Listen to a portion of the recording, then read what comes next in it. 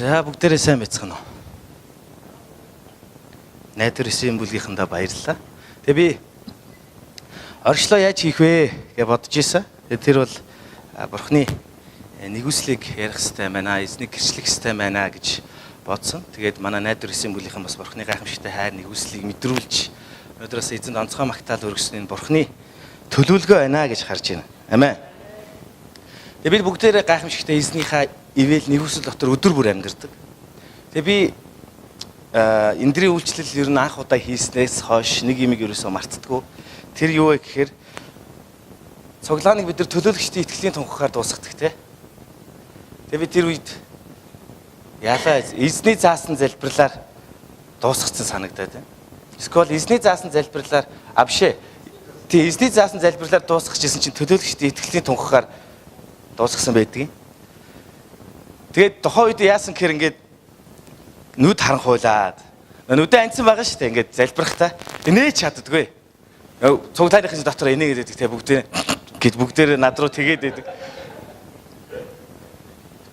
Гэхдээ би бүр 1 минут босноогүй ямар ч байсан шүү шоконд орж ирсэн. Яаж нүдэ нэ баг өглөө бити болоосоо гэж боддог шиг.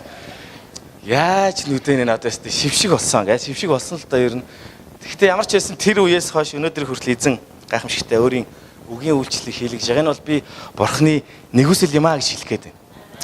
Бид нар хэн байсан нь бол хамаагүй тийм ээ. Ямар хэцүү хөөрхий ингээл өрөвдөлтөй өсөө урсгаад байжсэн бол хамаагүй. Харин өнөөдөр эзэн тэр гайхамшигтай нэгэн бидний нэгүсэл дотороо байлгаж байгаа нь энэ бол түүний хайр юм аа гэж тунхагламаар байна.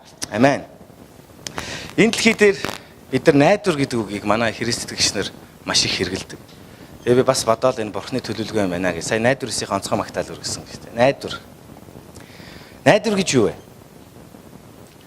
Бид нар бүгдээр өөрсдийн тодорхойлтыг хэлэх баг. За найдвар гэдэг ч юм бол ийм аа, найдвар гэдэг ч юм бол тэр юм аа гэж.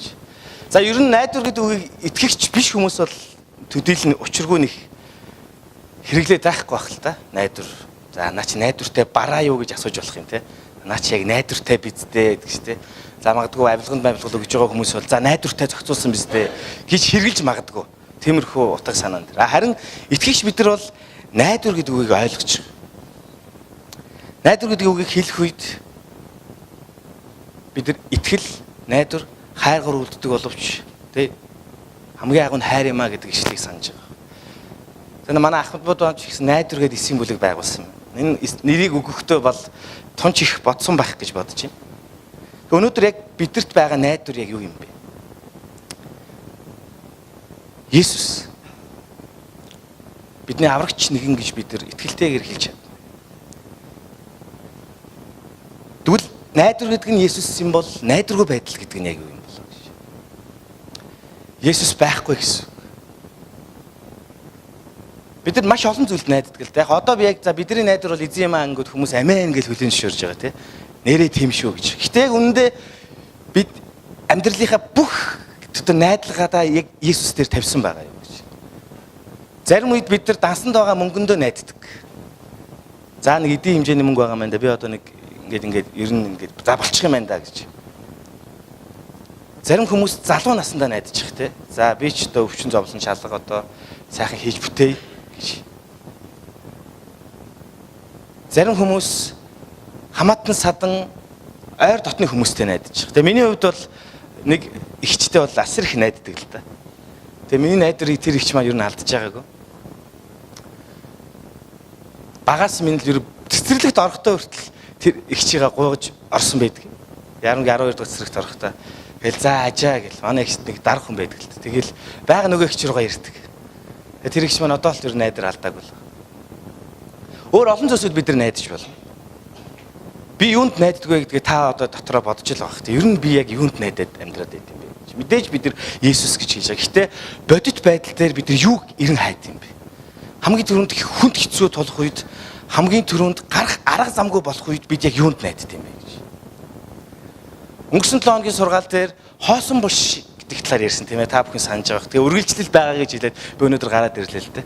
Тэгээ 2 бүлгээр өнөөдөр би номлон. Тэгэхээр нэг Төрөчийн 7 хоног цаг намлсан гэхээр өнөөдөр 2 цаг намлах юм шиг. Есүсийн дагалдагч нар ямар ч найдваргүй болсон. Тэд нар урд өмнө өөрсдөндөө найдаж өөрсдийнхөө хүчээр амьдардаг хүмүүс. Иесусийн дагалдагчдын тухай би ярьж байна л тийм ээ. Өнөөдрийн Библийн хэсэгт энэ маш тодорхой харагдана. Гинт тэдний амьдрал Есүс Христ орж ирээд тэгээд Есүс тэдний бүх найдвар нь болсон байсан. Гэвч тэднийг ирээдүйд юу ухтаж юу хүлээсэн бэ гэхээр юу хүлээлээ? Хоосон булш байсан тийм ээ. Найдаж болохгүй, итгэж болохгүй гэд барья гэд гартч баригдахгүй хоосон зүйл тэднийг хүлээжсэн. Гэхдээ үнэндээ тэр хоосон байдал нь тэдний ирээдүйд бодиттой найдвар болсон талаар би өнгөрсөн 7 хоногт хуваалцсан байна. Тэд ямар ч найдваргүй байсан гэвч эзний хайр нэгүсэлтэр тэд найдваргаа олсон байдаг. Би та нараас дахин асуухыг хүсэж байна. Яг 100% та нар Христэд найддаг уу? Хүнд хэцүү, зовлон бэрхшээл донд та яг юуг төсөөлж, юуг харж, юу руу очдөг вэ гэж. Тэгээ би энэ маш чухал асуулт байх гэж бодож байгаа. Өнөөдрийн сургаалыг цааш нь авч явах маш чухал асуулт байх гэж байна. Амьлалт ба ам гэж. За та бүхэн дагаад хэлдэ амьлалт ба ам гэдэг. Христ амилж тэр үхлээс дахин амилж тэр өнөөдөр бидэнд яг одоо байгаа энэ мөнх амийг өгсөн. Амен. Би одоо ирээдүйд өгөгдөх мөнх амийн талаар ярихгүй. Яг одоо эзэн танд аль хэдийн өгөгдсөн амийн тухай ярьж байна. Та эзэнд итгэсэн үү? Та тэгвэл амьтаа гэсэн. Эзэн биднийг амьтаа, бэлгсэн амьтаа байлгахын тулд ирсэн. Хажууд байгаа найзуудаа нэг харахгүй юу? Амьтаа хүмүүс ер нь ямар харагдаж байна?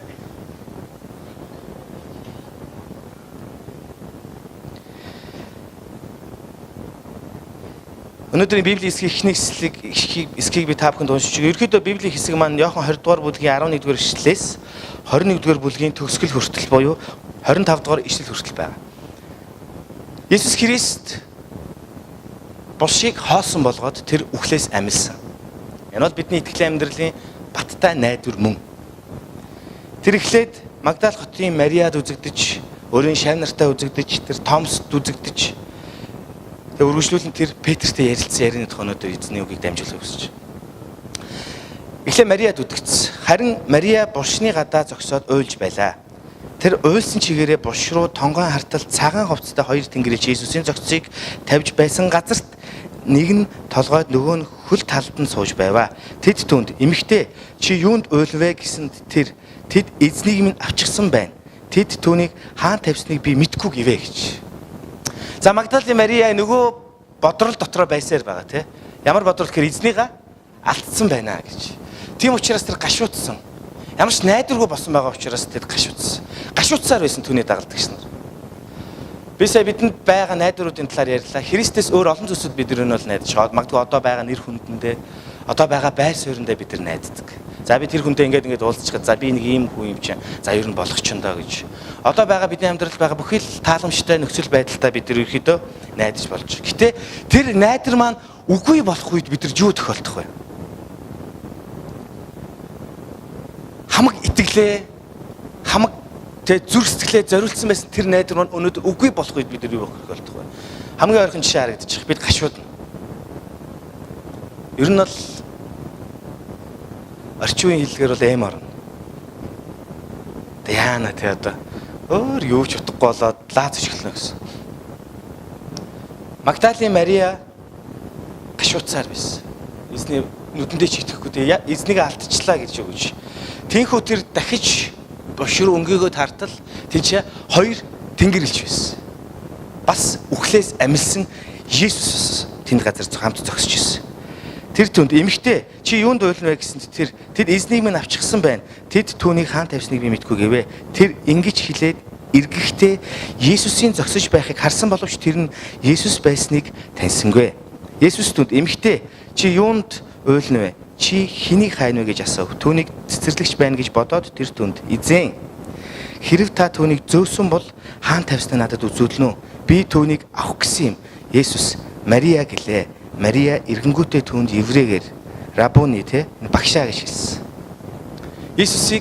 Есүс Марияг дуудах үед Мария эргэж хараад Есүсийг багшаа гэж дуудсан. Түүнийг яасан бэ?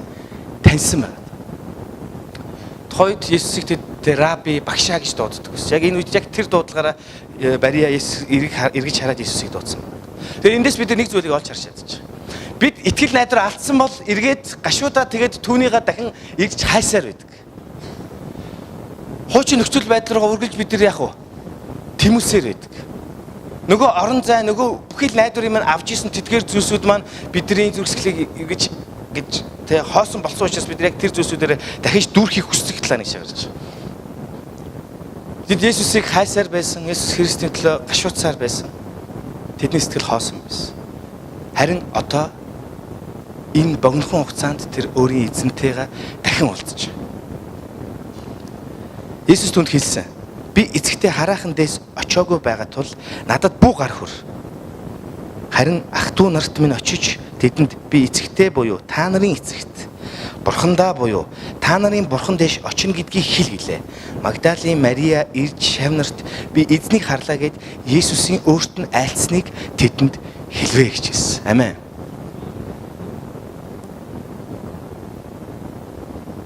Энэ дотор ер нь гэрн шатчихсан юм байна. Ашгүйдээ байхгүй юм шиг тийм.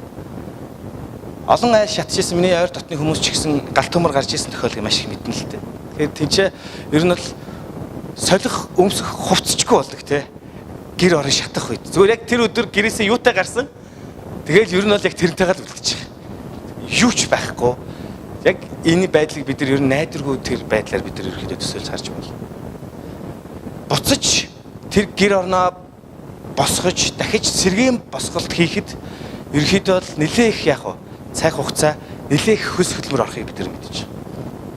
Тэр хэмжээний зүрхсгэлээ зориулж ичээ гашуудсан Мариаг бид нар эзнийг хүлээсэн нэг талаар энэ харж байгаа. Яг тэр үед эзэн түнд дахин үзэгдсэн. Энд чинь бол эзэн ингээл за одоо чи ингээрээ тэгэрээ гэл тэнгуут Мария ингээл заа гэж хэлээл ингээл яс очоод ингээл өөрийнхөө дагалдагчд хэлж байгаа тухай. Магадгүй би энийг зүгээр товчилсон байх гэж ойлгож байна. Яг үүндээ Магдалийн Мариагийн зүрхсгэлийг одоо ямар байгаа бол бидний эзэн үхлээс амьсан гэдэг би дахин гэрчилмээр байна.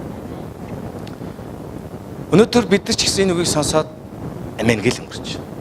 Яг үндэ яг энэ үйл явдал маань яг үндэ Бурхны гайхамшиг маань бидний амьдралд хамгийн чухал нөлөөтэй эзний бодиттой хийсэн ажил. Амен. Магдалийн Мари хэрхэн нөгөө дагалдагчтай очиж хийслийг бол бид нар энэ ч бас төсөөлөд үзэх хэрэгтэй.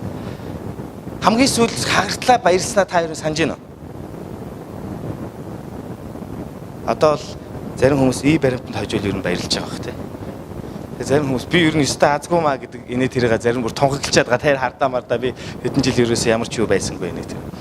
Хамгийн сүүлд бид нар хизээ хагартлаа баярлсан байна.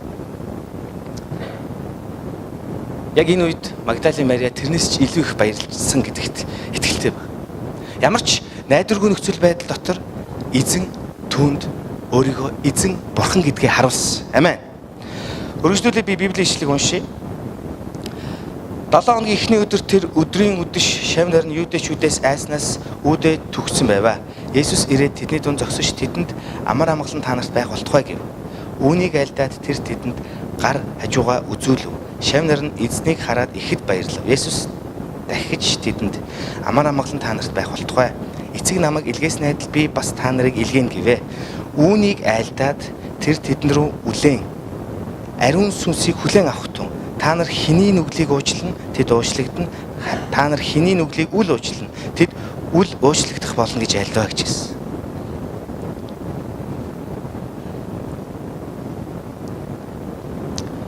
Иесусийн дагалдагч нар айдас давтсан байсан. Хоосон бошин дээр очисон Иесус байгаагүй. Тэднэрт ер нь бол үүдээ төгчхээс өөр ямар ч сонголт үлдээгүй байсан гэсэн. Бидний эзнийг ингээд бушнаас нь авцсан байна. Одоо яг бидний эзнийг алдсан тэгээ бушнаас нь хүртэл аваад зогсны хаана авсныг бид нар мэдэхгүй учраас тэд нар ямар ч гэсэн хамтдаа цуглаад тэгээд яана гэж бодцгоос. Тэг юу хийх ёстойгоо ч мэдэхгүй сандралдаж за би тэр үед магадгүй тэд нар залбирч исэн байхаа гэдэгт итгэлтэй байна. Яг энэ үед Есүс яасан? Тэд нар дээр ирсэн. Тэг яг энэ Библийн хэсэгтээ яг Иохан 20:19-с 23 дугаар хэсэг бол бидний хамгийн сайн мэдж байгаа Матай 28:18 дугаар ишлээс 20 дугаар ишлэлийн чинь харагдаж байна. Энэ бол юу вэ гэхээр агуу захирамж. Агуу захирамж гэдэг л дээ. Есүс Христ өөрийн дагалдагчтай үзэгдээд тэгээд тэдэрт агуу захирамж өгсөн байна. Ариун сүнсийг хүлээн авах тун гэж хэлсэн. Амен. Эзэн яагаад загламаа дээр цовдлогдсон юм бэ? Тэр өөрөө нэгэн цагт хэлж ирсэн. Би үхээд тэгээ би амьлах болно. Тэгээд би эцэг өөд очиод та нарт туслагчийг илгээнэ гэж хэлсэн. Христийн ажил тэдний нүдэнд утга учиргүй, ялагдал мэт, найдваргүй болж байгаа мэт тийм ээ. Ямар ч ирээдүйг мэт харагдаж байгаа боловч яг үнэндээ эзэн одоо тэдний төлөө хийсэн ажлаа тэднэрт тайлгныг хэлж байгаа. Юу вэ гэхээр ариун сүнсийг хүлээн авах тун. Одоо би та нарыг илгээх боллоо гэж. Амен. Бидний эзэн ямар гайхамшигтай амлалтандаа хүрдэг нэг юм бэ гэж. Библийн хэсгийн өмнөхөн хэсэгт тэр эзэн өөрийнхөө дагалдагчрыг цуглуулад тэгээд тэр өөрийнхөө үхэл ба ялагдлын талаар тэр зөгнж ирсэн. За та нарын дундаас юу гэж хэлсэн? Нэг чинь надаас урах болно гэж. Тэр дагалдагчраа цуглуулад энхүү хэлэхдээ түүний зүрх сэтгэл маш их уйдгар гунаг хоосорлоо дүүрэн байсан. Өөрийн хайртай дагалдагчрынхаа нэгийг тэр урна гэдгийг аль хэдийн мэдсэн байсан. Тэгээд тэдэрт дагалдагчртаа хэлсэн. Та нарын нэг чинь надаас урах болно. Тэгээд би шийтгэх болно. Эцэмийн цэцэрлэгдэх залбирлыг бат бид бас санаж байгаа. Бидний эзэн гашуудаж, уйдгарлаж түүний хөлсөн тусаж, түүний нулимсэн орсож ирсэн. Маш их уйдгар гоног, маш их хоосрлыг тэр мэдэрч ирсэн.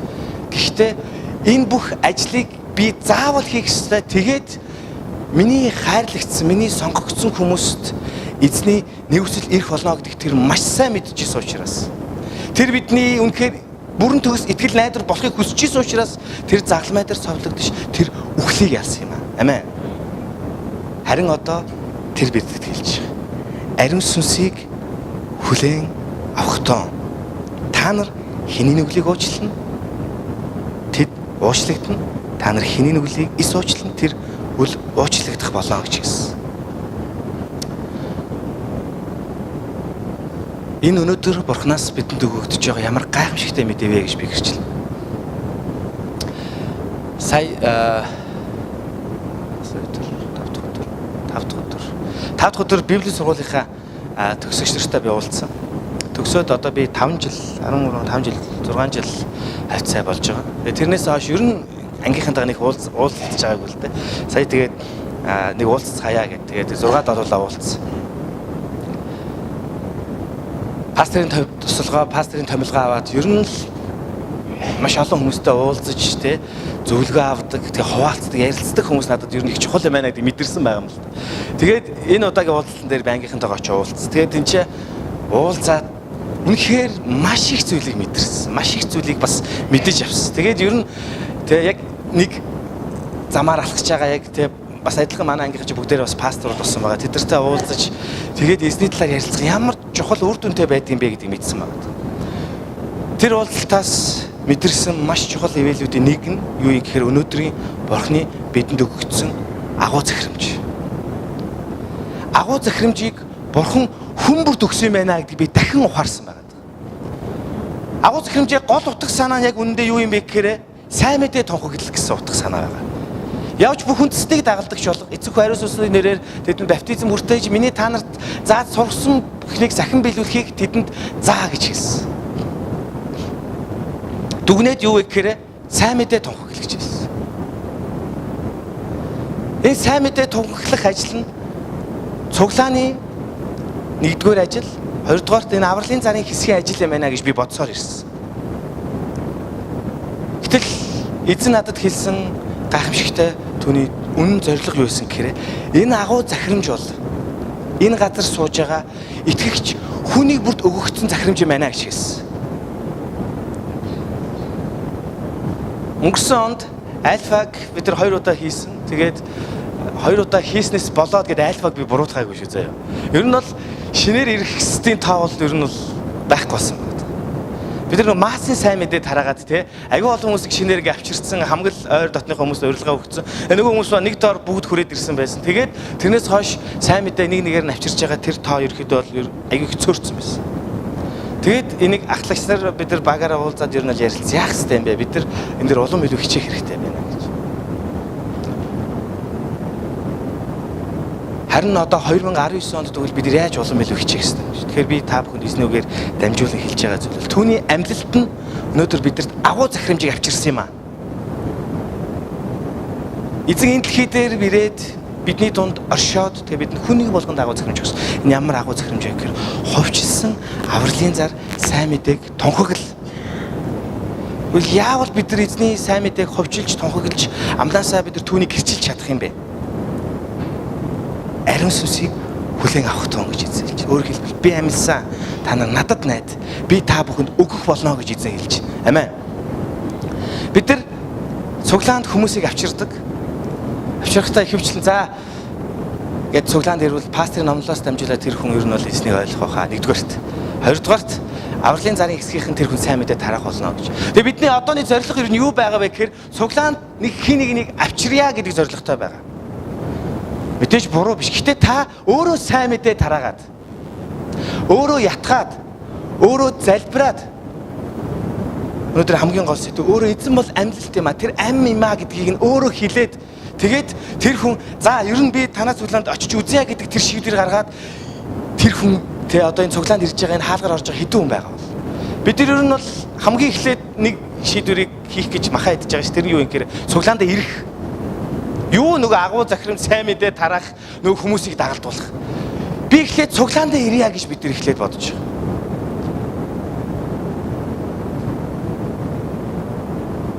Цуглаанд ирээд байгаа дотроо бас нэг хаяа нэг шинэ хүн авчирж байгаа хүмүүс бол бүр окей юм шиг те.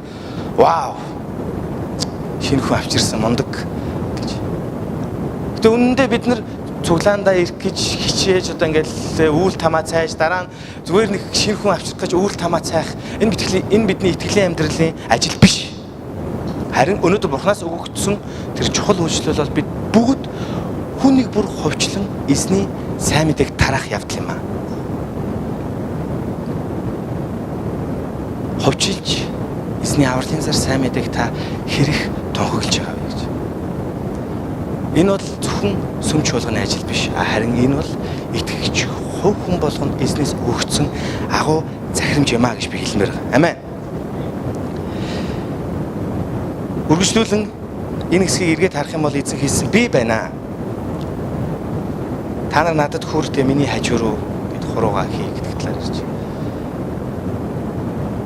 Бид Есүс Христийг амьлсан гэдэгт итгээл тэрнийгээ яриад л. Гэвч нөгөө талд дэлхий дээр нь штэ. Есүсийг амьлаагүй, тэр бүхэл тэр үхээгүй байсан гэж ярьж байгаа хүмүүс байдаг. Тэр төр зураг шоконд орсон байсан. Тэгээд түүнийг ингээд загламаагаас буулгаж авсан. Тэгээд халан машинд байх үед тэр өөрөө яах вэ? Гинт сэрсэн гэж үзэж байгаа. Тэр 100% үхээгүй байсан. Тэгээд тэр сэрээд гяс нөгөө өөрийнх нь ороос байсан юмнуудыг ингээд тайлаа тэгээд нөгөө бид нар ивхээ тавьсан байсан гэдгсэн шүү дээ. Тэгээд ивхэж тавьчаад тэр гараа явсан гэдэг талаар ярьдаг хүмүүс байна. Нөгөө тал. Бид нар бол тэр талаар юу бодох хэлбэр ингээд ойлгохгүй байгаа шүү дээ. Есүс үхээгүй байсан талаар бол гэж. Есүсийг үгсэн талаарх нотлохоно ч гэсэн загламаа дээр үлгэгдэхдээ тэр нас барьсан тэр тодорхойлолтууд хүртэл зөндөө байд. Тэгээд та нэг итгэгч байр суурин дээр байгаа гэдэгт итгэлтэй байна. Нэгэн баталгаа нь юу юм бэ гэхээр нэгэн одоо тэр Есүс Христийг одоо дашуурдаад явж исэн тийм ээ одоо нэг харгалзагчийн талаар гарч. Тэр яадаг вэ гэхээр Есүс Христийн өрч рүү нь хатгаж байгаа те хамгийн сүүлд өгсөн байх үгүй байдгийг шалгаж байгаа байхгүй. Тэгээд доороос нь хатгах үед тэнцээ юу болдгоо гэхээр бүх ус нь түүнээс гарсан гэж үзэж. Хатгах үед бүх ус цус нь гарсан учраас Есүс Христийн хөлийг хуглалгүйгээр загламаа дээрээс болгосон. Түүний нэг ч ясна хуурахгүй байх болно гэдэг тэр амлалт тэр бичвэр хуучин гэрээнд байдаг талаар гардаг гэж. Хэрвээ хатгах үе тэр зөвхөн гарахгүй байсан бол тэр Есүс Христийг үхээгүй байх магадaltaй гэж үзээд түүний хөл гарыг нь яах вэ гэхээр хуглах байсан. Нэг мөсөн гүйцэх байсан гэсэн. Загламаа дээр цовлогдоод хатгах үе Есүс Христ үхэж амжаагүй зүгээр ухаалтсан байсан бол үнийг үргэлжлүүлээд тэр харгалзагч яах ёстой байсан гэхээр дуусгах ёстой байсан. Гэвч хатгах үед нь тийм ээ одоо өгсөн хүний нэг шинж тэмдэг бол тэр юм байна л да бүх одоо тэр шингэн биеэс нь гадагшилдаг шүү дээ. Тэгсэн байсан учраас Есүс Христийг бол 100% тэр загламай дээр байхдаа нас орсон байсан маа гэдэг хэрчилж. Гэвч нөгөө тал тэр зүгээр л гэмтийн шоконд одоо тэр комд орно гэдэг л тийм байж байгаа тэр дахин амьлсан юм а гэж нөгөө талд үзэж. Есүс Христ өөрөө хэлж байгаа. Түүний байгааг түүний дагалдагчаар хараад тэд ч гэсэн сүнс юм уу да гэж тэд айлсан баг. Чи одоо юу вэ яана вэ гэж тэ. Өргөжлүүлээд Есүс Томас хоёрын жишээ. Харин 12-ийн 1 болох ихэр гэгдэх Томас Есүсийг ирэх үед тэдэнтэй хамт байгааг байжээ. Бусад шавь нарийн түнд бид эзнийг харсан гэж ярив. Харин тэр түүний гардах хадаасны сорвиг үзэж хадаасны оронд нь хурууга хийн. Түүний хажуу руу нь гараа хийж үзэхээс нааш би итгэхгүй гэж тэдэнд хэлжээ гэж Томас. Иесусийн дагалдагч нар Томаст хэлсэнтэй байгаагүй нэгэндээ. Хүш бид эзнийг харлаа штэ. Бидний эзэн үнэхээр амьдсан байна гэж хэлсэн. Тэгээ Томас юу гэж хэлсэн гэхээр үгүй би та нарт итгэхгүй байна гэж.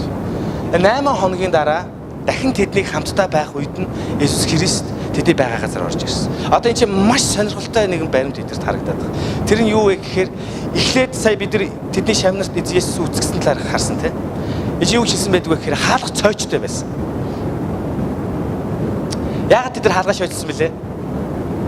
Айсан шүү дээ тий. Тэднийг одоо дахиж хинч ирээд тэднийг алчих юм болоо яахаач мэдгүй тэд нар ямарч найдваргүй байсан. Айсан учраас хаалгаш очтой байсан. Гэвч тэдний дунд хэн байсан бэ? Есүс байсан. Одоо дахиад хоёр дахь цуглахтаа тэд мөн адил яг хаалгаа цойрчлохоо мартаагүй. Үргэлжлүүлэн айцалтай л байсан. Ирээд тэд нар хамтдаа цуглаад хаалгаа цойрлоод байх үед тэдний дунд дахин Иесус Христ байсан. Тэр амилсан нэгэн тэр цоочтой хаалгыг нэвтлэн орж байгаа тийм. Бид нар бол нэг сүнстэй кино менюны талаар харахтаа бол сүнс бол хаалгыг нэвтлэж чаддаг талаар ярьж байгаа. Нэгдүгээр, хоёрдугаар тийм чи ямар гайхамшиг тохиолдод байгаа гэхээр тэр хаалгыг нэвтлээд орсон түнд хүмүүс бодтой хүрэх боломжтой байгаад байгаа. Энийг та нар гайхамшиг гэж харж байгаа юу? Амен. Тэгвэл өнөөдөр Есүс Христийн амилсан яг тэр бид ч мөн үхлээс амилж Христтэй хамт амьдрахдаа тэр мөнхийн алдартай гайхамшигтай биеийг өмсөх болно гэж эзэн бидэнд амласан. Амен. Энд чинь бидний шагнал хүртэл энэ хамт харагдаж байна гэсэн үг. Христ үхлээс дахин амлахдаа тэд ирээдүйд бид ч гэсэн ямар биеинд байх юм бэ гэдгийг Есүс Христ харуулсан байна. Тэр бол маш гайхамшигтай нэгэн одоо бие хувцсны талаар бид яриад байна л дээ. Дахин амлахдаа бид яг ямар биеийг авах юм бэ гэж. Энэ ч гэсэн өнөөдөр бидэрт Бурханаас өгөгдсөн түүний амлал гэж хэлмээр. Тэгэхээр хажууд байгаа нас хэлэхгүй чамд гайхамшигтай бие амлагдсан байх шүү.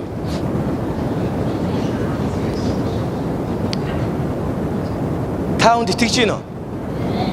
Өнөөдөр бид нар ямар ч царай зүстэй, ямар ч бие бэлдэртэй, ер нь бол бид нар хийж байж болно.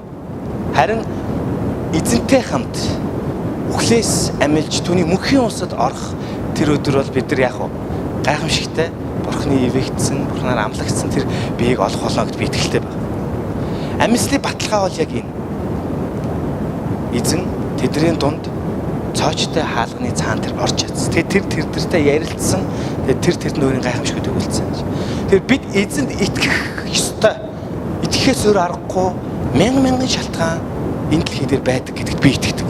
Ялангуяа Ром номыг харах юм бол энэ Бурхнаар бүтээгдсэн уул ус, ургамал, амьтан бүх зүйл яг үнэндээ бид эзнийг тэг байгаа бодлоор оршиж гэдэгт итгүүлэхэд тулд юм а гэж. Энэ дээр дүрхэж болдог талаар ярьсан тийм ээ. Энэ гайхамшигтай байгаль, энэ сүрлэг уулс, энэ Бурхны гайхамшигтай бүтээлийн цаг агаар олон зүйлсийн талаар. Энэ бол бид тэр бүтээлийг нь харахтаа үнэндээ бүтээгчийг нь магтан алдаршуулахын тулд юм а гэж хэлсэн байдаг. Өнөөдөр бид дээр сая уншиж өгсөн Ишл 30-31-ийг би таард уншиж. Мөн энэ ном бичээгүй өөр олон тэмдгийг Есүс шав нарынхаа өмнө үйлдсэн юм а. Харин эдгээр нь Есүс бол Христ. Бурхны хүү мөн гэдэгт та нарыг итгүүлэхийн тулд бичигдсэн бөгөөд итгэснээрээ та нар түүний нэрээр амьтай болох юм а гэж хэлсэн. Амен. Есүс бушийг хаосолж үхлээс амилж тэр одоо өөрийн дагалдагч нартайгаа хамт байж тэр цоочтой хаалгыг хүртэл нэвтрэн ороод тэдэнд өөрийн биеийг шалгуулаа. Би үхлээс амилсан юм а гэж гэрчилж байгаа энэ хэсэг өнөөдөр эвэл урч чуулганы итгэгч хүн нэг бүрийг би алмайруулж байгаа гэдэгт итгэлтэй байна. Та нар гайхаж байгаа юу? Эсвэл бүр дүжирсэн байна уу? Тийм ээ, Есүс үхлээс амилсан. Яг энэ сургаалыг ер нь бол бид нар олон сонсолт удахгүй тэгэл амилсны баяр болно. Бид нар гээд ламуулдаг тэгэл одоо ингээд итгэгчдэрийг харахаар ингээд нэг жоохон дүжирчээд байгаа тий. За. Яг үнэндээ бидний нүдэн дээр хүн үхлээс амилсан юм уу? Та харсан уу? Яг тэгвэл бид нар энэ дүжирлээсээ ер нь гарах гээд байгаа юу? Би баг дотор ингэж төсөөлөд байгаа байхгүй юу? Эзэн үхлээс амилжээ гэнгүүт бид нар тий. Вау! Баг бүр ингээд нүдүүдээ ингээд нохож махад тий бүр ингэж бүр хүлээж авч мэдрээсэй гэж байна. Гэтэ яг та нарын дотор тийм мэдрэмж байгаа гэж итгэж байна л. Тэгээ Библи өнөөдөр бид дахин юу гэрчилж байгаа гэхээр үнэндээ энэ номонд бичигдээгүй. Иохан номонд бичигдээгүй. өөр ямар ч номонд бичигдээгүй. Олон тэмдгүүдийг тэр үхлээс амьсныхаа дараа өөрийнхөө дагалдагч нарт үзүүлсэн юм аа. Харуулсан юм аа гэдэг талаар ярьж байна. Тэгээ би энийг за яг юуг эзэн тэдэрт харуулж, яг юуг эзэн тэдэрт мэдрүүлсэн болоо гэдгийг бодохдоо би ингээ бүр хорхоо үрж байгаа хөөхгүй тий. Эзэн ямар гайхамшгуудыг хийсэн болов. Гэтэ үнэндээ бид нар энэ гайхамшгуудыг тэгээ чихрээ сонсох шаардлагагүй. Христ амьд байхдаа тэр ямар олон хүмүүсийг эдгэж, ямар олон хүмүүсийг үхлээс амьлуулсан билээ гэдгийг бид нар санаж байгаа. Амен. Яг үндэ энэ зэ хэлсэн чи нүдэрээ харж гараараа хөрсөн учраас чи надад итгэлээ гэж эзэн Томост хэлсэн. Гэтэ үнэндээ нүдэрээ үзээгүй тий гараараа бариагүй ээж итгэсэн бол юутай ерөөлтэй вэ гэж хэлсэн. Амен. Тэгээ би та нар ерөөлтэй хүмүүс байгаасаа гэж хүсэж байна. Бидний бодож санаж сэтгэхээс ч илүүгээр олон гайхамшгуудыг эзэн бидний амьдралд хийх болно. Та үүнд итгээрэй. Хамгийн гайхамшигтай амлалт юм ихэр үнэндээ Христийн амьлалт болоод түүнээс болоод бидэнд ирж байгаа мөнх юм.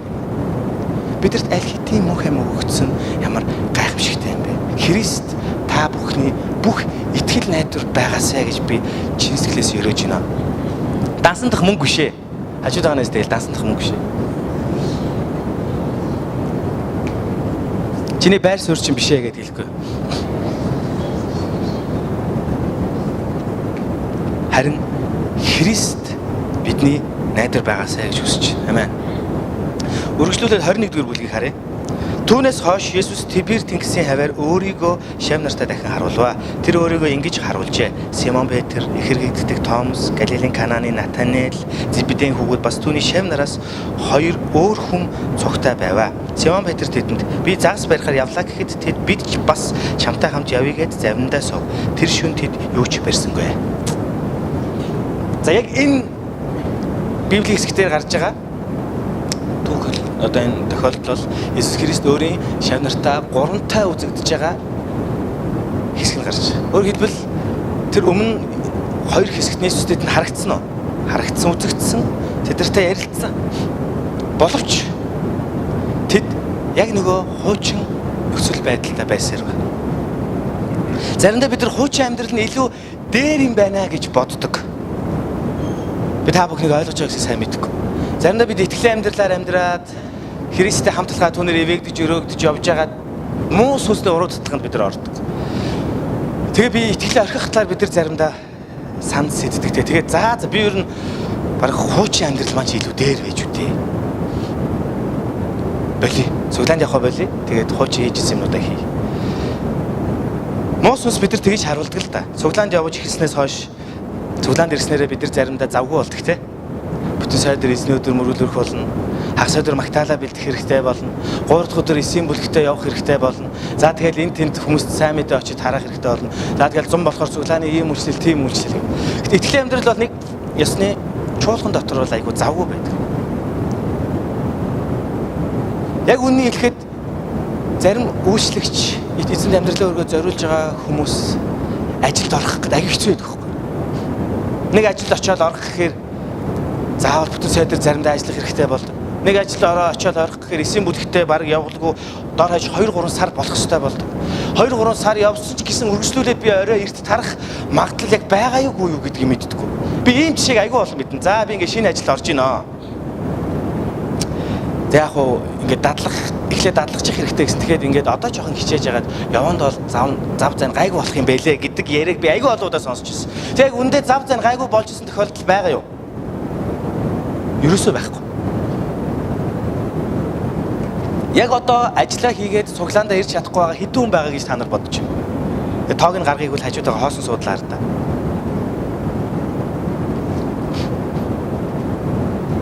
Цуглаанд идэвхтэй яваад зарим ажил байхгүй тэгээ нөхцөл байдал хэцүү байж байгаад эзнээс ажиллагаагаад ажилдаа босоход энэ бол эзний өрөөл юм байна гэж бодоод тэгээд ажилдаа явсан чи эсэргээрээ нөгөө цуглаандаа ч явж чадахгүй амжихгүй болоод өстой нэг 2 завин дээр хөлөө тавиад явах шаардлага бидэрт гардаг те. Тэгээд тэр үед яг үнэндээ цуглаанд явж байхад бол бид нар эзнийг улам илүү мэдрээд түүнтэй ойр байгаа учраас ад жаргалтай байдаг хөхгүй. Тэгээд цуглаанд явахгүй нэг 2-7 хончингууд гэд хүн бодож эхэлдэг. Эхний 7 хоног бол яана цуглаанд очисонгүй дээ. 2 дахь 7 хоног за би яг эх 7 хоног цуглаанд очиндоо 3 дахь 7 хоногт та зав гарал очиндоо. Тэ нэг сар болсны дараа бол Очихгүйсэн ч явахтай нэг Крисмас баяр ч юм уу нэг те нэг бөөндөө цохилон гутал нэг очиндоо гэж боддог. Энэ үнэн үү? Үнэн шүү дээ. Тэгээд одоо бүр ингээд холдоод ирэх үедээ хүмүүс юу гэж боддгоо гэхээр за ер нь тэгээд хуучин амьдрал маань зүгээр юм уу дөө. Хүн цуглаанаас яваад цуглаанд явхаа болох үед түүнийг дагалдаж юу ирдэг вэ гэхээр хуучин амьдралын бүхий л хэм маягууд ирдэг байхгүй юу? Нөгөө нэг гим нүгэл те нөгөө нэг одоо амьдралд хэрхэн ханддаг байсан хандлага нөгөө нэг бүх зүйлс нөгөө хүн дээр яадгүй гэхээр нэмэгдэж өгөгддөг. Уул нь цуглаанд яваад 2-3 сар болоод аваа айтайхан болж исэн шүү дээ. Архиа болоод, тамхиа болоод одоо юу гэдэг ийм тийм зүйлсүүдээ болоод ингэ байжсэн чинь яалтчгүй ажил хэрэгтэй болоод ажил хийгээд тэгээд ингэ явж. Энэ үед юу гэж бодогдож байгаа вэ? Хуучин амьдрал маань ер нь илүү юм байна гэж. Энэ мессеж хийн өгч юу? Моосонс шүү дээ. Яг үндэ тийм үү? Үгүй. Үндэ Христ доторх шинэ амьдрал маань хавгүй илүү байхгүй юу? Моос сүнс бидэрт юу гэж хэлсээр байдаг вэ гэхээр хуучин амьдрал нь илүү юм аа гэж хэлсээр байдаг. Христ өглөөс амьлаад өөрсдийн дагалдагчтай үзэгдсэн. За би амьлсан. Та нар ариун сүнсийг аваарай гэж.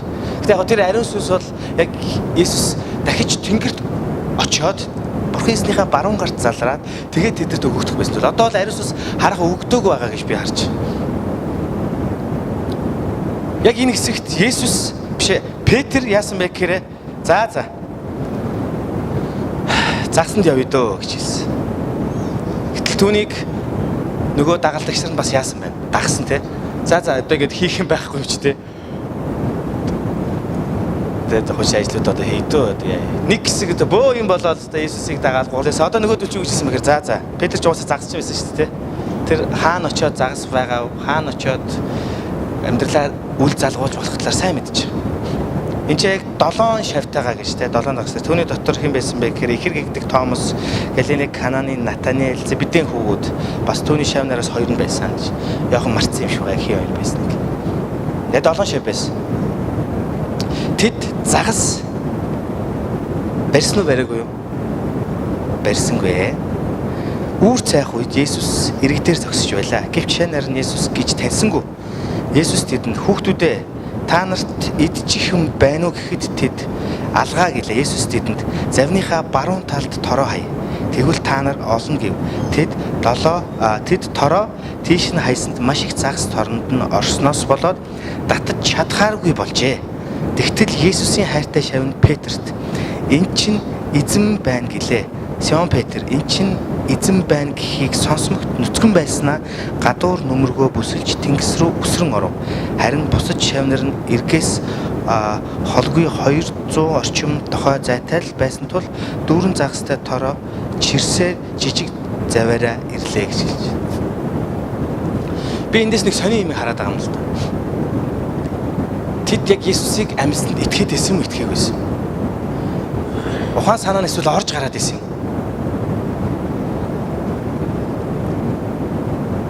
Тэд өөрсдийнхөө замаар заа цөмөрө хуучнаар амьдрэх гэж шийдээ. Тэгээд юу ч олоогүй, юу ч болоогүй, ямар сони юм даа гэж гайхаж байгаа. Тэгээд би ер нь бол загас барих их дуртай. Зам болохоор өгийн нурлоо байнга явдаг. Эндээс нэг яг 312 км 300 гаруй километр байдаг л та. Тэгээд ер нь бол бензин тосны мөнгө гээл очиод тийчээ чи нөгөө хоол амар үнэтэй байхгүй.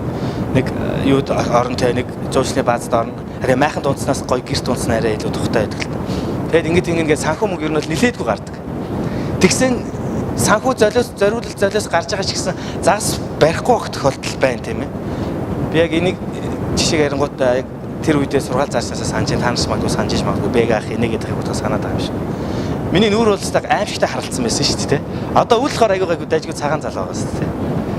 Зам болох нөгөө өгийн нуур дээр байгаа гэдэг байхгүй юу. Тэгээд ингээ харалцсан. Үнэхээр зөвхрөнгөө барж исэн үе надад зөндөө. Насаараа загас бариаг үлдээвэг үнэ. Гэхдээ за бүр арайчтэй тий бүр тэгээд би ярьжсэн шүү дээ. Яг тэр загасчны амьдралын хамгийн хэцүү юу юм гэхээр загасгүй тэр эрэг рүү явах чинь амар хэцүү байдаг байхгүй юу. Тэр нөгөө эргээр нөгөө ус мус нь сэлж байгаа хүүхдүүд тэгээд нөгөө загасчд магасчд тэгээд айгүй олон хүмүүс яг ингээл заваар ингээд ирж байгаа бүгд харж идэх байхгүй яг за хэдэн загас барьсан бол яасан хийсэн гэл те. Тэгээд ер нь бол оргүй хоосон үед бол тэгээд шал тэнэг очиж шүү дээ. Хэлийг ч юм олохгүй. Загас барьсан уу гэвэл үгүй барьсангүй гэлтэй.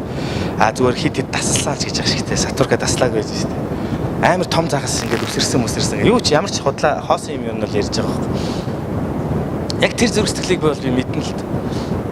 Тэгээд тэд бол зүгээр 2-3 шичээл хоосон мангууд наа ингээд байж ах хүмүүс биш. Мэргэжлийн загасчд байсан. Амьдралаа залгуулдаг байсан. Хаа шидүүл загас барих уу, яаж олох уу. Тэгээд хамаг аргаа хэрэглээд тэгээд тэд загасгүй байсан байна шүү дээ. Хамаг аргаа хэрэглээд замарч загасгүй байсан. Яг тэр үед Иесус тэдэн дээр очиж. Тэгэхээр Бурхан тэдэнтэй 3 дахь уулзж байгаа зориг төлөвлөгөө байсан гэдэгт би итгэж байна. Тэр өөрийн дагалдагч нарт хэрхэн ямар арга замаар яг надад найдах ёстой юм бэ? Яагаад та нар надад итгэх ёстой юм бэ гэдгээ тэр аажмаар харуулж байгаа байхгүй. Энд чинь шүү дээ нэгэн ер бусын хүн гараад байгаа тэрнхийн гэр Иесусийн хайртай байсан шав. За энэ биш дээ. Урт өгүүлбэр чинь зөвхөн хамт хэлээ. 1:23. Иесусийн хайртай байсан шав. Яг өмнөх хэсэгт Петр гүйдэгтэй хоосон биш руу. Петр гүйгээ явж байхад тэр өөр нэг Иесусийн хайртай байсан шавтай хамт гүйлээ гэж гардаг те. Би тэгээд дотор амар ингээл аллегорч бол төсөөлөл. За энэ стайг Йохан байсан мэн гэж би бодоодсон байхгүй юу? Тэгсэн чи яг зүв бодсон. Йохан байсан байгаа байхгүй. Тэг яагаад Йохан өөрийгөө өөр нэг Иесусийн хайртай байсан шав гэдээсэн болоо гэж бодоод чинь өөрөө битсэн байгаа байхгүй. Тэг өөрийгөө дөвөлөхгүй байж тээ цаадах чинь бас ингээд бичиж явах та. Тэгээд аюу дараахан гэтээ нэг үгийг тэр мартаагүй юу вэ гэхээр Иесусийн хайртай байсан. Хамгийн хайртай байсан гэж хэлээд байгаа. Яг энэ үед ч гэсэн яг тэр энэ ч завин дээр шүү дээ Йохан байсан. Тэгээд тэр Йохан Петр ч юусэн бэ гэхээр тэр эзэн биш үү гэж хэлсэн Петр. Тэгсэн чи Петр яасан гэж шууд завнаасаа үсрээд бус. Есүсийг тэгж их санагдсан. Есүсийг тэгж их хүлээсэн. Христтэй хамт байхыг тэгж их хүссэн харагдаж. Эзнийг үзэгдэлийг болоод яагаад байсан бэ? Тэрийг би бол сайн мэдэхгүй л. Библи ч гэсэн үндэ айгүй тодорхой бичээгүй. Ямар ч байсан 3 дахь тэр шавнартай үзэгдсэн дараач. Итгэл найдвар нь алдарч өөрийнхөө хийж чадах бүх юмыг хийхэд хүртэл тэр нь ч хоосон байсан үедээ эзэнтэй уулзах тэр мөчийн талаар чарж. Ямар их сэтгэл хөдлөлөөр өмнөө ямар ч ямар хад чулуу зовлон бэрхшээл байгааг үл ажраад эзэн рүүгээ гүөх энэ мэдрэмжийг талаар өнөөдөр бид нар харж байна. Библиэр нэг зүйлээр төсөөлсөн байдаг. Цангасан буг ус хүсэхтэй адил гэж. Тэгэхээр Магтаал мөрөглийн конференц дээр энэ цангасан бугыг ус хүсэх талаар ярихдаа энийг арай өөр орчуулах талаар төвшөөх бид нар бас хуваалцаж байсан. Маш их хүсэж тэмүүлэх талаар гэж харж байсан. Энд чинь зүгээр л цангасан буг ус хүсэх гэдгийг бид нэг өөрсдийнхөө сэтгэл зүрхээ нэг зүйлийг мэдэрч. Гэхдээ энэ чинь үнэхээр бүр маш их хүссэн талаар одоо бид нар дотроо төсөөлөхийг хүсэж. Тэгээд тэр эзнийг хараад түн рүү тэмүүлж. Тэгээ би энэ чанаас маш тодорхой нэгэн зураглалыг олж харж чадчих байгаа юм л да. Өнөөдрийн сургаалын сэдв юу вэ? Үнэндээ бидний амьдралын бүх зүйл чинь энэ багхгүй. Бидний амьдралын утга учир яг үнэндээ миний тархин дотор төсөөлж байгаа эдгээр зүйлс биш байхгүй. Миний амьдралын хамгийн чухал зүйл бол ам байхгүй. Бурханаас бидэнд өгөгдөх ам байхгүй. Энэ амийг Эхлэл номон дээр эзэн анх бидэнд хүний Адамыг бүтээгээд өөрийн амин амьсгалыг оруулсан. Энэ бол биднийг амьтай болгосон. Энэ бол бас л Бурханаас бидэнд өгөгдсөн ивэл гэж бид нар харж байна. Хоёр дахь энчээ гарч байгаа энэ ам бол тэр энэ махан бие дотроо биш. Мөнхөд эзэнтэй хамт амьдрах тэр амийн талаар ярьж байна. Яг үнэндээ энэ дэлхий дээр байгаа хүмүүс эзнэр хэрхэн цангаж, эзнийг хэрхэн хайж, хүсэж, тэмүүлж байдаг талаар үүгээр бид нар харж чадна. Заримдаа бид нар хүмүүс сайн мэдээ тарахаар нэг дураг царайлаад байдаг тий. Шаал өөр юм яриад бүр ингээд зэвүү дургу хүргээл бүр сөрж асуугаал тий. Тийм л юм бол танаа тэр бурхан чи миний өмнө яг одоо гараад ирж гэж шиг тий. Тэгэл бид нар бүр дотроо нөгөө сайн мэдээ тарааж исэн чинь заримдаа бид нар хэрэлдсэн явж идэг сайн мэдээ тараасан үнтэйгээ тийм ээ. Чи юм уу хэн болоод чиний өмнө бурхан гарч ирэх хэвээр ер нь юугээ дагаа магаа ангил тий. Энэ тэрэтэй зүйлсүүд гэж. Гаднах байдлаас нь харах юм бол яг үүнтэй үл итгэгч нар бол муус усны хоригдоод байхгүй. Тэд нар яг одоо өөрсөнд үнэндээ эрх мэдэл байхгүй байгаад. Харин тэднийг тэр шоронгоос тэр хүлээснээс гаргах чадах эрх мэдэлтэй нэг нь сорийн гац Есүс юм а гэдгийг бид нар очиж хэлээд байгаа гэсэн үг. Тэр бол амь юмаа гэж бид нар хэлээд байгаа гэсэн. Гадах байдлаараа тэр хэдийгээр тэд хичнээн эсэргүүцэж тийм ээ үгүй гэж дургүй байсан ч гэсэн тэдний сүнс юу хүсэж байгаа талаар Библиэлд хэлж байна. Тэд бол цангасан баг ус хүсгтэй адил тэгж их хүсэж тэмүүлж аврал эзний амьлалт тэр амиар тэд цангаж идэх талаар ярьж байгаа. Өнөөдөр бид нэгэнт эзнийг амьлал ба ам гэдгийг мэдсэн бол нэгэнт цагт бид нар бас яг Петр шиг те эзэн рүү тэмүүлж исэн гэж би итгэж шүү. Сайн мэдээ эзний энэ ч хэлсэн агуу захирамж тийм энэ бол хүн бүрт өгөгдсөн шүү гэдэг хэлээд байгаа. Хүн бүрт. Авралын зарын багт ганцхан өгөгдсөн үү? Үгүй. Цэрэн дулаан махлагчд өгөгдсөн үү? Үгүй. Зөвхөн номлогч нарт өгөгдсөн юм. Танд өгөгдсөн байхгүй. Тэд ямар их эзнийг хүсэж тэмүүлж, тэд ямар их тэгээ амьлалт ба ам болсон эзнэр тэд сангаж байгаа бол бидний хийх ажил дуусаагүй шүү. Амен. Та эзний заасан газар тороо хаяараа гэж би таныг уриалж. Хажууд оноос хэлэхгүй эзний заасан газар хаяа.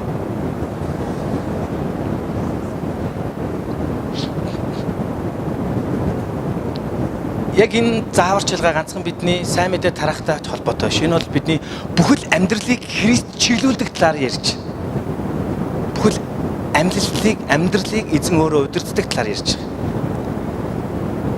Бид өөрсдийнхөө хүсэж, өөрсдийнхөө бодож, өөрсдөө харж байгаагаар энэ дэлхий дээр амьдарч болно. Хүмүүс угаасаа тэгдэг. Гайхаад байгаа юм байхгүй. Үр дүнгийн талаар ярмааргүй. За юуг олж гин үү, юуг олохгүй байна бодит амьдрал дээр. Гэтэ яг сүнслэг амжилт, яг тэр сүнслэг загасчлал чи өөрөө яг юу юм бэ? Тийм ээ?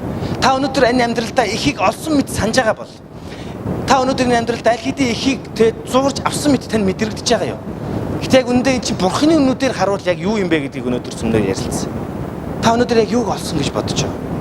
Та яг өнөөдөр юу хийсэн гэж харж байгаа. Гэтэ яг эдгээр зүйл чи өнөөдөр эзний хувьд яг юу юм бэ? Тэд тороо хаяалсан. Дандаа хоосон тороо тэд эргүүлэн татчихсан. Бид ч гэсэн тороо хаяал гэдэг тийм нийгэмд энэ дэлхий дээр нөлөөлөхийг хичээгээл инээ тэргээл боддог. Яг үндэ бурхан нүдээр харагдаж байгаа тэдгээр зүйлс юм. Би та бүхнийг агуу захирамжинд өдөр дуулагдаасаа гэж чин сэтгэлээсээ хүсэж. Өөрөөр хэлбэл сайн мэдээ тараах нь бидний амьдралын нэг хэсэг биш. Харин бидний амьдрал бүхэлдээ юм а гэдгийг өнөөдөр бид нар харж чадчих. Зөв. Сайн мэдээ тараах нь бидний амьдралын нэг хэсэг зүгээр нэг ажил биш те. За би тийм ажил хийдэг. Заримдаа би цуглаан дээрээ сайн мэдээ тараадаг гэж. Яг үүндээ бүхэл бүтэн бурхнаар өрөөгдсөн амьдрал бол бид бүхэлдээ агуу захирамжин тэр дор амьдрах амьдрал юм а гэж би харж. Библи бас бидэрт өнөөдөр тэгж ядгаж.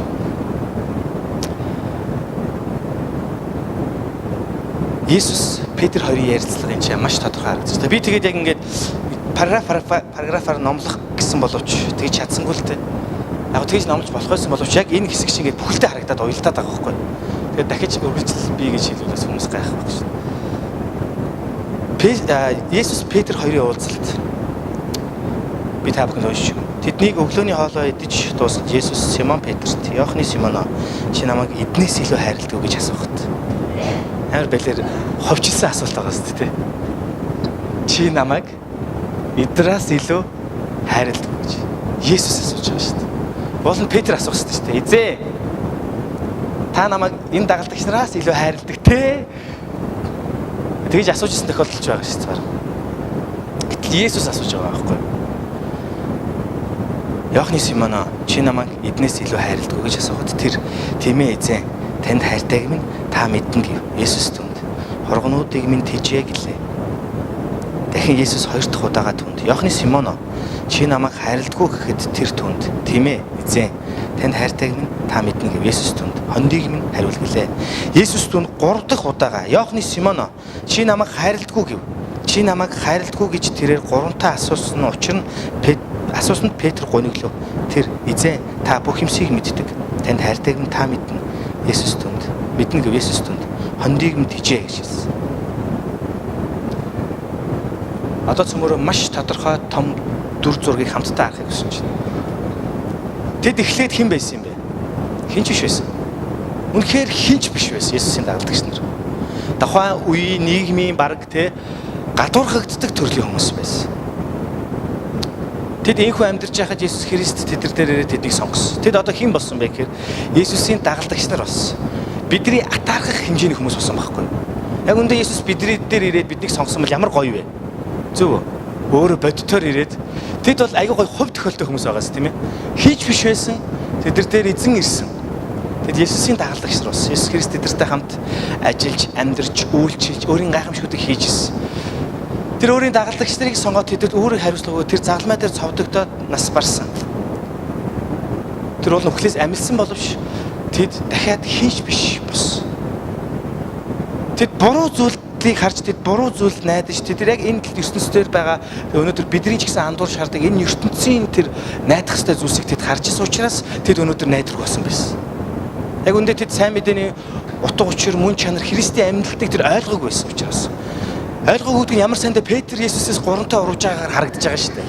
Юутаас 30 мөнгөн зоосоор Есүс Христийг зарж байгаагаас харагдсан байхгүй юу? Тэд яг үндэ чухамдаа юунд найдаж ирсэн бэ гэж.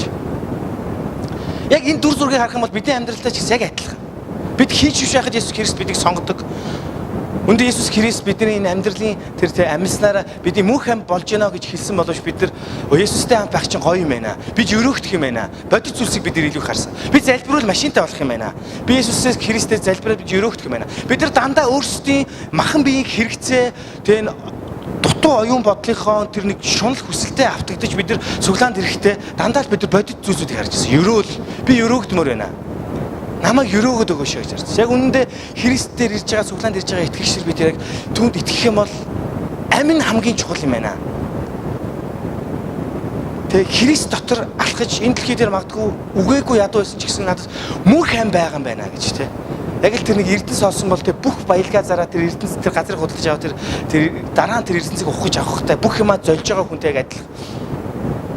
Ингэж бид нар ойлгоогүй. Тэр сүнслэг өрөөл тэр сүнслэг авралыг бид нар харахгүй дандаа бид нар бодит байдлыг харж байна. Бодит байдлыг бид нар харж амьдарч байгаа бол тэр хоорцол руу ордог юм байна гэдэг бид нар өнгөрсөн сургуулиас олж мэдсэн тийм ээ. Бодит байдлаар түшгэлж байгаа бол яг Есүсийн дагалдар шин гэж.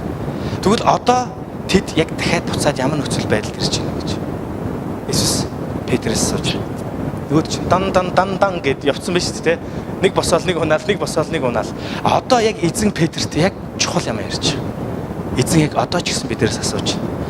Та нар ер нь надад хайртай юу? За эзэн цөмөр гоё хариулах уу? Та нар эзэнт хайртай юу? Та нар эзэнт надаас илүү хайртай юу? Амен. Та нар эзэнт энэ дэлхий дээр байгаа бүх итгэгчнараас илүү хайртай юу? Тэгвэл агуу захирамжийг биелүүл гэж эзэн хэлж байна. Есүс Петрт маш гайхамшигтай дуудлага, маш гайхамшигтай ажлыг хийж даатгаж. Эзэн яг хэнийг өөрийн зорилгын дотор, өөрийн зорилгын дагуу удирддаг юм бэ гэхээр өөрийгөө хийж биш гэдгийг мэдээд материалын зүйлсээс илүүгээр эзнийг дагах юм бол эзэн намайг тэр зөв замаар хөтлөх юм байна, чиглүүлэх юм байна гэдгийг ойлгоод эзний өмнө ирээд бууж өгч байгаа нэг эзэн өөрийн тэр гайхамшигтай загалмайн замаар хөтлөн дагуулд юм аа. Энэ зам бол ганцхан Петрт өгөгдөөд зөвхөн Петрт түүгээр амьдарч байгаа энэ зам биш юм аа. Би дахин хэлмээр байгаа. Найзуудаа, эзний дуудлага, түүний өрөөл, түүний ажил энд байгаа хүн бүрт яг ижилхэн өгөгдсөн юм шүү. Амен. Магадгүй бид нар зөвхөн пастор удирдагч нараар л эзэн ажиллаа хийдэг гэж бодвол энэ ч нэг хүнээс хамааралтай нэг 50-60 хүн байна гэж бодоход. Энэ ч байгаа 50-60 хүмүүнээс хамааралтай дахин 50-60 хүмүүс байна гэж та нар төсөөлдөө. Ойлгож байна тий? Эзэн энэ газар сууж байгаа нэг хүнээр дамжуулаад ямар олон хүнийг авралт хүргэх вэ? Тэгвэл өнөөдөр бид нар яагаад зөвхөн ирдэг болохоо чухалчилж зөвхөн яагаад үүнийг л бид нар зорж амьдрна вэ? Ирэх хэрэгтэй хэл ирээд бид нар дагалдагчрыг энэ заалаар дүүргэх талаар эзэн өнөөдөр ярьж байна. Амен. Ганцхан тоон дээр яриаггүй. За, Петр чи миний тэр хоног тийчээгээрээ гэж хэлээгөө те. За миний нэг тийм нэг юм магна халдсан хураг байгаа. Тэрийг л чи нэг сайн хайрлаарай гэж хэлээгөө. Чи миний хоргонуудыг, чи миний хондыг яа гэсэн. Тийчээ.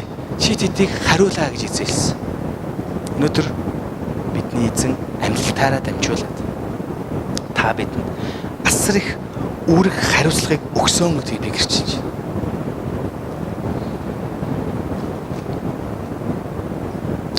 би нэг гайхамшигтай Библийн төгсгөл хэсгийг та нарт уншихыг хүсэж байна. 21:20-с Петр эргэхдээ Есүсийн араас хайртай шавь дагаж яваг харав. Тэр шавь мөнөх оройн зоог дээр Есүсийн цээжийг налан "Эзэн, таныг барьж өгөх хүн хий юм бэ?" гэж асууж байсан юм. Петр түүнийг хараад Есүст "Эзэн, энэ хүн яах бол?" гэсэнд Есүс түүнд "Хэрв би ирэх хүртлээр түүнийг байлгая гэж хүссэн ч чамд ямар хамаа байна. Чи намайг даг гэж айлтгаа гэж. За энэ чи нөгөө хайртай шавьын талаар. Энэ хэн бэ? Йохан. 24 дугаар шил. Эдгээрийг гэрчилж эдгээрийг бичсэн нь энэ шавь юм аа. Түүний гэрчлэл үнэн гэдгийг бид мэднэ гэж хэлсэн. Йохан номыг бичиж, Йохан номыг гэрчилсэн Есүс Христийн хайртай байсан шавь. Одоо тийм дотроо байсан, түүний хайртай байсан нэг нь бол Йохан гэдэг талаар ингэж ярьж байна. Өнөөдөр бид нар өнгөрсөн 2018 оны хугацаанд тэгээд одоо 19 оны эхлэлгээд Йохан номоор бид нар илчлэл номлол хийж байгаа. Одоо Йохан номыг та нар илүү гүн гүнзгий бас харж байгаа бах гэж би ойлгож байна. Энэ бүх гайхамшигтай эзнүгийг Йохан хэлсэн. Тэгэд Йоханыг юу гэж тодорхойлж байгаа гэхээр эзний хамгийн хайртай байсан. Петр хүртэл атаархсан юм шиг байна. Тэр шав яах болоо гэж Петр эзнээс асууж байгаа байхгүй Йоханы талаар. Тэгэхээр чи эзэн юу хэлсэн гэхээр хэрэг би ирэх хүртлээр түүнийг байлгая гэж хүссэн ч өөрөөр хэлбэл бурхан энэ ч өөрийн гайхамшигтай эрг мэдлийн талаар ярьж байгаа. Би энэ дэлхий дээр хоёртгоо ирнэ гэж Есүс Христ хэлсэн тийм үү? Тэгэхдээ би дэлхийг дахин шүүнэ гэж хэлсэн. Тэгэх хүртлээр би Йоханыг амьд байлгах чаднаа гэж эзэн хэлсэн. Үндэ би Йоханыг амьд байлгах гэж хүссэж чамд ямар хамаатай юм бэ гэж эзэн хэлж байгаа. Тэгэхээр энэ дэлхий дээр хамгийн удаан амьдэрсэн шавь нь Йохан байдаг. Хамгийн сүүлд нас орсон хүн гэсэн үг тийм. Тэгэхэд яг хайр гэдэг энэ тодорхойлолт бурхан бол хайр юм а гэдэг талаар гайхамшигтай эзний үгийг бичиж үлдээсэн тэр нэгэн бас Йохан байдаг. Тэр би яг энэ бурханы хамгийн хайртай шавь бол ганцхан Йохан гэж хэлмээр байгаа. Тэгээ би яг бурханы хайрыг зөвхөн Йохан дээр ингээ өмчлүүлмээр байна л да. Бас атаархах байгааз. Барьцаад байгаа байхгүй тийм. Яг үнэндээ бурхан энэ газарт байгаа эвэл орч чуулганы итгэгч хүнийг бүрийг ямар их хайрладаг вэ? Тэр биднийг гайхамшигтай эвэл нэгүсэл дотроо хайрлаж, аврагдаасаа гэж хүсч тэ бидний төлөө ямар их зориултыг гаргадаг болоо. Эзэн хүн бүрт хайртай. Амен. Тэр ч байтугай тэр үл итгэгчдийг хүртэл аврагдаасаа гэсэндээ дэлхийн төгсгөлийг тэ өдөр өдрөөр хойшлуулсаар байд юм а гэж эзэн хэлсэн байдаг. Тэр тийм л эзэн баг. Тэгэхээр найзуудаа хамтдаа Йохан номыг сайхан сурлаа. Бас эхлүүлсэн шигээ бид нар Йохан номоо сайхан төгсгөж чадлаа. Та бүхний би сайн сурагчд байсан гэдгийг бас хэлмээр. Бид нар одоо яах ёстой вэ гэхээр шийдвэр гаргах ёстой. Зүгээр нэг юм бид нар заримдаа ном уншдагчтай ном уншаал ингээл дуусгаад зарим нэг хичээл гэсэн сурдаг. Зорилго бидэрт байх хэрэгтэй байхгүй. Яагаад энийг бид нар хийж байгаа? Яагаад бид нар ном уншсан? Яагаад бид нар энийг зүйлийг суралцсан бэ гэдэг. Олон зүйлийг суралцсан учраас өнөөдөр би та бүхнийг хэрэгжүүлэлт гаргаад бас шийдвэр гаргаасаа гэж хүсэж байна. Амен. Эдгээрт бол бидний итгэл маш тодорхой юм аа. Бид нар бурханд итгэж байна. Бурхан бидний төлөө өөрийн амийг өгсөн Есүс Христ бидний төлөө цовдлогдсон. Тэгээд ямар ч найдваргүй байхад тэр биднийндээ үнэндээ тэр мөнхийн найдвар болж ирсэн юм аа. Есүс найдвар гэдэг нь бидний хараад байгаа алт мөнгө эд баялаг байр сууриас илүүгээр тэр сүнслэг ертөнцид дотор тэр бидний орон байр тэр бидний суудлыг аль хэдийн бэлдсэн байгаа гэсэн үг. Амен. Бидний очих газар үнэндээ тодорхой юм аа. Тэр бидний мөнхийн найдвар юм аа гэж би хэлчихлээ. Эзэн бидэнд юуг өгсөн гэхээр агуу захирамжийг хүн нэг бүрд өгсөн юм аа. Чуулган гэдэг нь үнэндээ юу юм бэ? Усан баталгаа хийлгэж явахдаа бид нар асуудаг. За чиний хувьд цуглаан чуулган гэж юу юм бэ гэж. Тэгээ хүмүүс ерөндөө бол эхэндээ дандаа за манай цуглааны байр одоо ийм тийм юм аа гэж. Тинчээ хэлэгддэг зөв хариулт нь юу юм бэ гэхээр үнэндээ сүм чуулган гэдэг бол чи юм аа гэж хэлдэг. Би гэд хэлдэг. Би бол эзний сүм, би бол эзний чуулган байхгүй. Эзэн чуулганыг хайрлсан. Тэр чуулганд агуу захирамжийг өгсөн. Цуглааны байранд биш. Хаа нэг цуглаан дээр ирж байгаа хүмүүсийн бөөгнөрлөлт биш.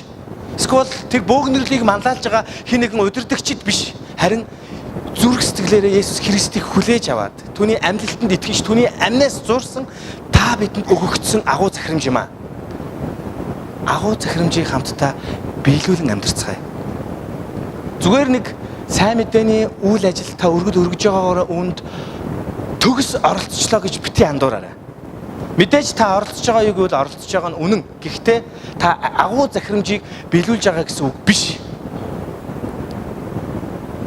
Эзэн хэлсэн. Би та нарт ариун сүнсийг өглөө гэж хэлсэн. Би амлалтаа биелүүлэх болно гэж хэлсэн. 2019 онд Эвлер чуулган өдрөөс өдөрт дагалдагчдыг бэлдсэн чуулган болно гэдэгт би итгэж байна. Би бас үүнийг зорихыг хүсэж байгаа. Юу вэ гэхээр итгэгч бүр нь дагалдагч байгаасай гэж уриалж. Сайн мэдээний мөн чанар, сайн мэдээний утга учирыг бусдад хуваалцахдаа айдгүй, ичдэггүй, буртдаггүй тийм байгаасай гэж уриалж. Би нэг харамсалтай нэгэн жишээг та бүхэнд хэлье л да. Миний таньдаг нэг пастор авралын давлгаа гэдэг энэ сургалтын одоо нэг харьцах нэг дагалдагч бэлтгэж гамгал сайн мэдээ бэлтгэгчийг тараагчийг бэлдэж байгаа юм сургалт байгаа. Энд гэхдээ олон жил болж байгаа. Одооноос бас дахиж илүү хүч аваад Монгол чуулганд хэрэгжих байх гэж би бас харж байгаа л да. Альфа бол масаар сайн мэдээ тараадаг. Авралын давлгаа бол яг нэг хүнд ингэж сайн мэдээ тараах юм систем. Тэр хичээл маш үр дүнтэй. Бүрийн ичимхий байсан хүмүүс хүртэл яг сайн мэдээг яаж тарах талаар ингэж чэйжлээ шалгалт өгд юм байна л да. Ингээд нэгнгөө бичээ. Тэгээ шалгалт авах тэр хүмүүс хүртэл маш тодорхой, маш зэгцтэй, маш сайн тарааж чадж байна гэж хэлсэн. Тэгээ тэр ингээ хамтдаа хичээлийгээ 7 хоног ингээл яваад үргэлжлүүлээ хичээлийгээ. Тэгээ пасторууд нэг хамт хичээлд оролцсон байл. Яг гудамжиндээ гараад сайн мэдээ тарах болонгууд пасторууд за би энд нэг юм ажилтаа юм байна. Би тийшээ явчихад ирээгээд болцдгийг гэж. Тэгээ надад хэлчих. Ямар сони юм бэ? Уул нь пастор хүн чинь итгэгчнийхээ өмнө гараж алхаад ингэж сайн мэдээ тараана гэдгийг харуулад ингэж заагаад ингэж сайн мэдээ тараачих хэрэгтэй гэж. Өнгөрсөн хугацаанд бид юу гэж бодсон бэ гэхээр одоо бол гудамжинд сайн мэдээ гараад тараах бол одоо үр дүнгүй. Масаар сайн мэдээ тарая гэж ийм хандлагатай болсон байсан аахгүй сүүлийн жилүүд те. Одоо нөгөө 90 оны шиг бид ингээл гудамжинд гараад сайн мэдээ тараагаад одоо ямар ч үр дүнгүй. Цөмөрө масаар сайн мэдээ тараа гэсэн. Тэгээ масаар сайн мэдээ тарааж үзлээ шүү дээ. Ялангуяа эхний 1-р альфа, манай 1-р мөргөлгээ залуучууд хамтдаа хийсэн. Үр дүн яг үндэ маш муу байсан шүү дээ. Нэн үгүй л. Хэдэн хүн үлдсэн? Хэдэн хүн ирсэн? 100 гаруй хүмүүс л урилгаар ирсэн биз дээ. Тэгээ бид нар нэг зүйлийг хараад нөгөө зүйлөө дээрээс орхиж болохгүй л гэж. Бид нар хувьчлаад гудамжинд гараад бид нар сайн мэдээ тарааж бид нар эзний агуу захирамжийг бид нар биелүүлж амьдрах хэрэгтэй. Сайн мэдээний нууц нь юунд оршдгийг гэхээр энэ эзний үгийг биш дээ. Амьд гэж хэлдэг байхгүй юу? Энэ үгийг бол амьд гэж хэлээд байгаа. Бид нар ямар нэгэн арга практик, ямар нэгэн хэв маягийг итгэдэггүй байхгүй юу? Чи хинч байсан хамаагүй. Амаа нэгээд Бурхны үгийг гаргах үед тэр үг чинь нөгөө хүнийхээ чихээр нь ороод тэгээд энэ чуулганд ирэх үе хүртэл дотор нь ороод ажиллаа хийдэг талаар Библи бидэрт заадаг. Амен.